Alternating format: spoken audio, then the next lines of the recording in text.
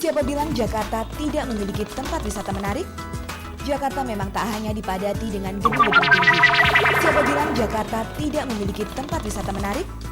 Jakarta memang tak hanya dipadati dengan gedung-gedung tinggi, tapi juga masih menyimpan bangunan-bangunan kuno bersejarah. Semuanya terpusat di kawasan Jakarta Kota.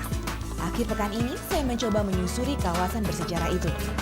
Perjalanan saya mulai dari stasiun Jakarta Kota yang dikenal dengan sebutan Beos. Di tempat ini pula saya menemukan beberapa tukang ojek sepeda.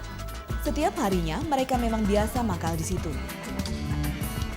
Konon pekerjaan turun-temurun ini sudah ada sejak tahun 1980-an. Mereka tak hanya mengantar penumpang atau wisatawan, tapi juga menyewakan sepedanya untuk dipakai berkeliling. Tentu saja sang penyewa juga harus meninggalkan kartu identitas sebagai jaminan. Berbekal sepeda sewaan, saya pun melanjutkan perjalanan. Tujuan berikutnya adalah Museum Fathahillah yang juga dikenal dengan sebutan Museum Sejarah Jakarta. Museum yang masih berdiri dengan kokoh dan anggun ini sudah dibangun sejak abad ke-16. Semasa VOC masih berkuasa, bangunan ini berfungsi sebagai balai kota. Seperti lazimnya bangunan di Eropa, gedung balai kota ini pun dilengkapi dengan taman yang kini dinamakan Taman Fathahillah. Taman ini dilengkapi dengan air mancur yang dahulu berfungsi sebagai sumber mata air bagi masyarakat setempat. Sayangnya air mancur ini sekarang sudah tidak berfungsi dan kondisinya tidak terawat lagi.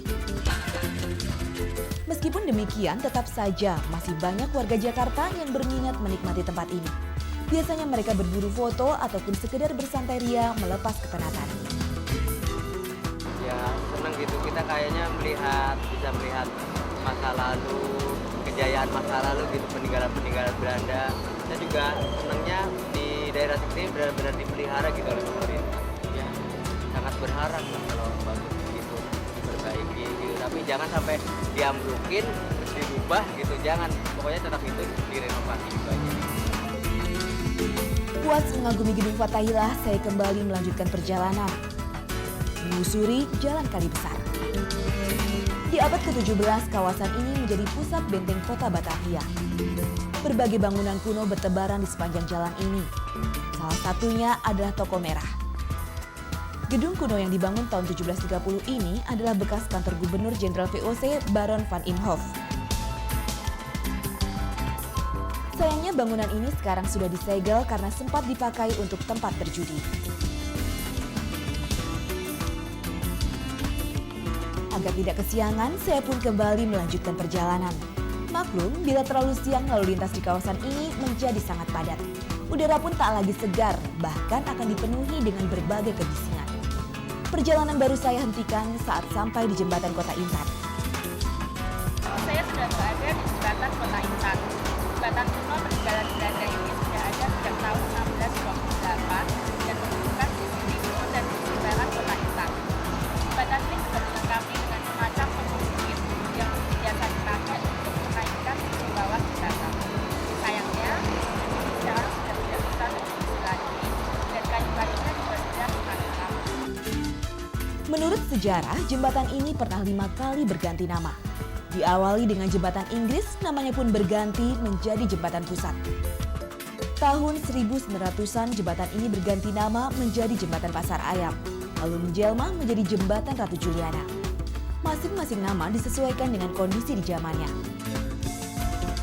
Nama jembatan Kota Intan pun diambil karena tempat ini berada di kawasan Kota Intan dan dekat dengan Kastil Diamond Batavia. Sayangnya kondisi jembatan ini sangat tidak terawat. Bahkan sungai yang mengalir di bawahnya juga dipenuhi dengan sampah. Selain pemandangan yang mengganggu, bau pesing pun terasa menyengat. Perjalanan kemudian saya lanjutkan ke Bali. Kali ini saya menuju Menara Syah Bandar. Bangunan yang berdiri sejak tahun 1839 ini pada zaman Belanda berfungsi sebagai kantor pabean. Fisik bangunan yang tinggi memungkinkan untuk mengintai kapal yang masuk melalui Pelabuhan Sunda Kelapa. Pelabuhan tradisional tempat bongkar muat kapal yang berlabuh. Menara pengintai ini sekaligus merupakan tempat akhir yang saya kunjungi dalam perjalanan wisata Kota Tua kali ini. Bila tertarik, Anda bisa mencobanya sendiri di akhir pekan. Mengelilingi kawasan Jakarta Kota yang masih menyimpan sederet bangunan kuno bersejarah. Bahkan waktu sehari pun rasanya tak cukup untuk mengagumi keanggunan bangunan-bangunan bernilai tinggi itu. Sinta Dwi Utami, Farul Wardi, Trans TV,